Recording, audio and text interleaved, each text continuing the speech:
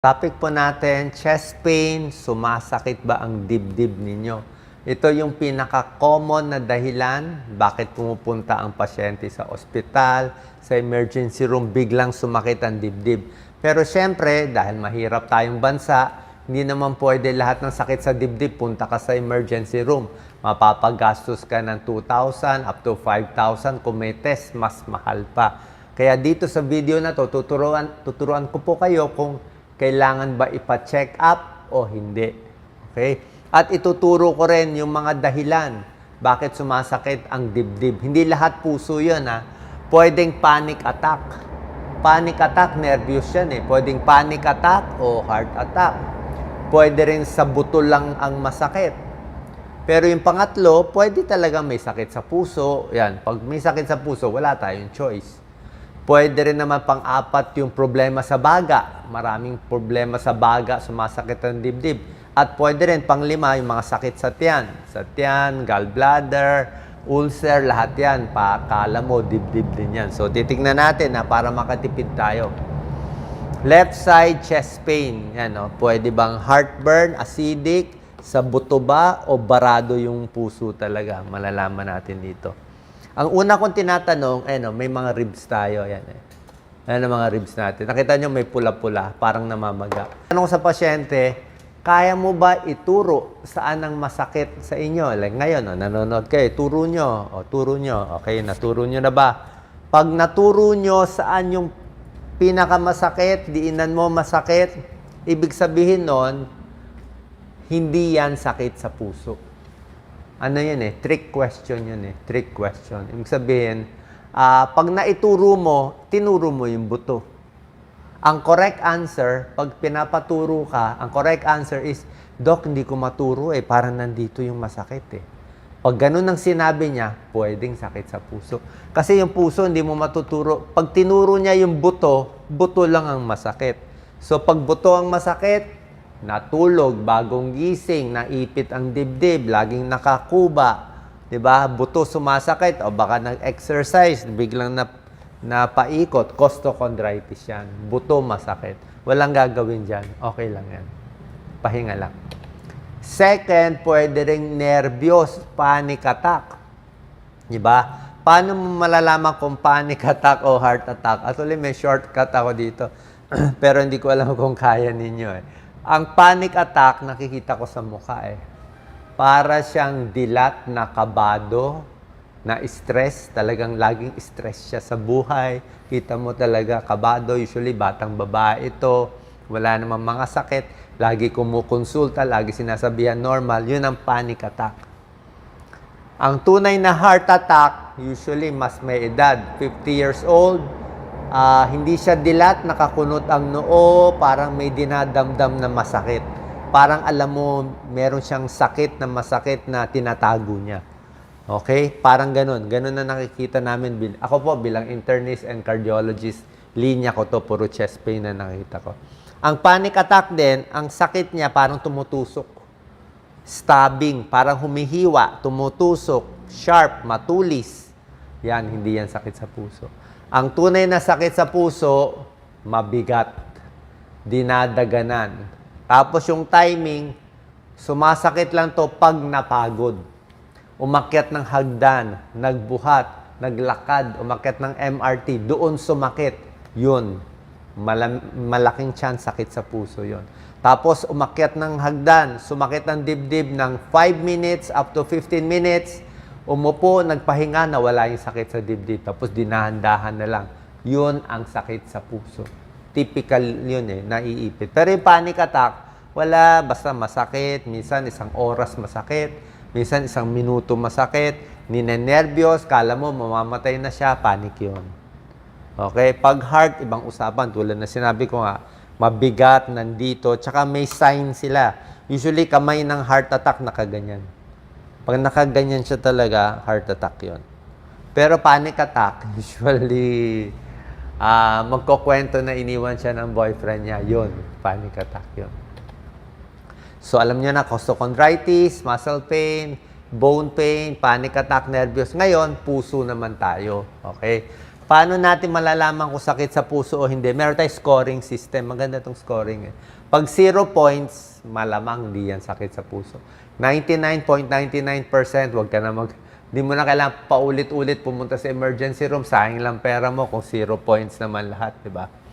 Pero kung nandito ka sa 1 o 2, pag inad mo marami, pwedeng sakit sa puso. Ano to? Tulad na sinabi ko, number 1, ano yung chest pain? Kung naituturo mo, 0 points. Kung 1 minute lang masakit o buong hapon masakit, 0 points yan. Pero kung sinabi ko nga sa inyo, 5 to 15 minutes, mabigat, dinadaganan, 2 points yun. ECG, normal, pag hindi sakit sa puso. ECG, may diferensya kung may sakit sa puso. Pero ang ECG kasi, 50% accurate lang siya. Hindi siya talagang pinakamagandang test. Meron pang ibang mas magandang test, mga 2D echo, treadmill, stress test, yan ang mga mas magaganda. Edad, less than 45 years old, halos malabo na sakit sa puso. Less than 40, halos malabo. 45 to 65, baka sakit sa puso. 65 and above, mas malaki ang tsansa. Nasa edad. Okay? May risk factor ka ba?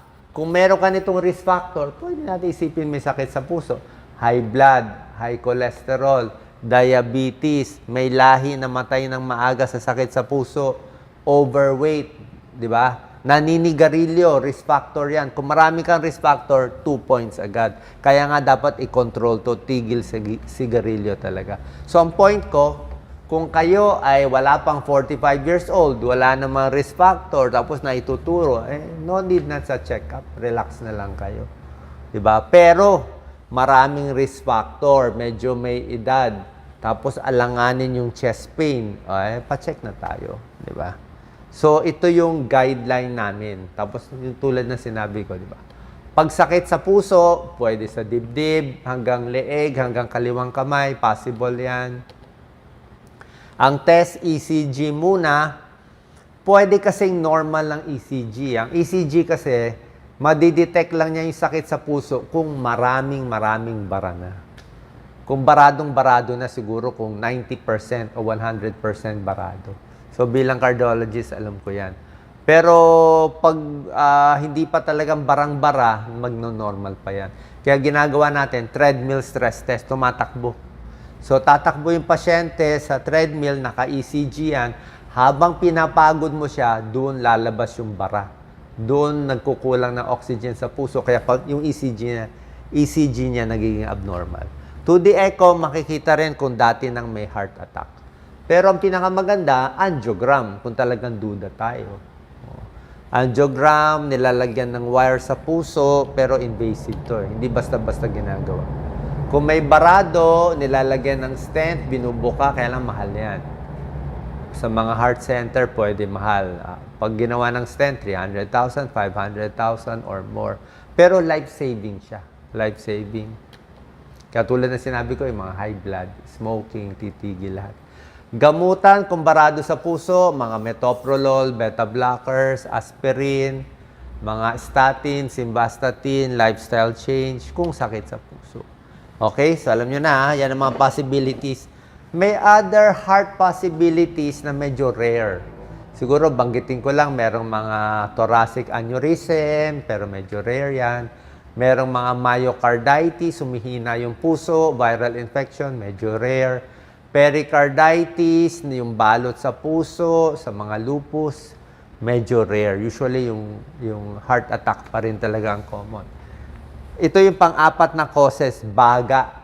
Pwedeng baga ang masakit, di ba? Yung baga mo nandito sumakit ang dibdib. So, pwedeng hindi buto, pwedeng hindi puso, pwedeng hindi nervous, pwedeng baga. Pwedeng may pulmonya, pwedeng may hika, pwedeng may tubig sa baga. So, lung problem pwede. Kaya pag lung problem, may ubo, di ba? May plema, so baga siguro. Humuhuni, hinahapo. Pag in-x-ray, may nakitang mga peklat sa baga, pwede rin yan. Emphysema, smoker, pwede rin baga. So, kung baga, gagamutin ng baga. Bukod sa baga, ito yung number 5 cause, pwede sa tiyan, dito sa abdomen. Bakit sa tiyan? No? Tingnan mo, andito yung tiyan natin. Andito yung puso natin. Andito esophagus natin. So, pag sumakit ang tiyan, may acidic. Pag acidic, umakyat sa dibdib ang masakit. Diba? Pag may ulcer, bandang sikmura, bandang dibdib. Pag may heartburn, ayan, no? Acid reflux, peptic ulcer, halos dibdib magmasakit. Lalo na pag may GERD, gastric reflux, di ba? Dito masakit. Okay? Kabag, mahangin ng tiyan. Ito, mahangin, parang dibdib din masakit. Tsaka pag problema sa tiyan, nagre-react yung puso. Nagpapalpitate din yan. Kaya kala mo puso. So, pag marami kang hindi matunawan, nakakabagan, masakit ang maasim, pakatiyan ng problema, hindi sa puso.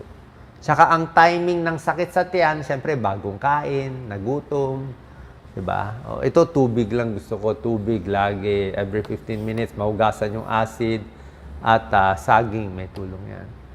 So pag tiyan, pwedeng indigestion, pwedeng GERD, pwedeng heartburn, pero pwede rin na minsan sa kanan, baka gallbladder stone.